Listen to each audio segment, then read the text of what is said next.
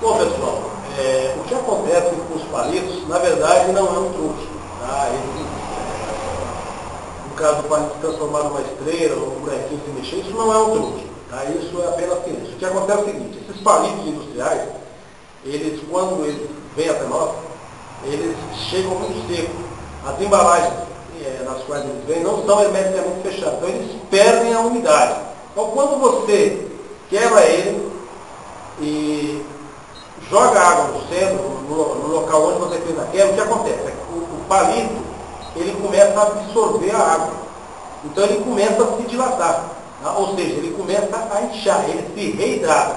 Então a tendência dele é começar a se movimentar. Então por isso que você vê essa movimentação aqui. Então isso você faz tranquilamente. Apenas uma gota d'água vai reidratar a madeira de novo e o palito vai pegar uma posição diferente, beleza? Bom, se você gostou aí do nosso vídeo, não se esqueça de se inscrever no nosso canal para você receber vídeos atualizados semanalmente. Dê o seu joinha, tá? E deixe seu comentário aqui embaixo. E favorite o nosso vídeo aí, beleza? Toda semana nós temos novidades para vocês aí. Então, um abraço e até o próximo vídeo.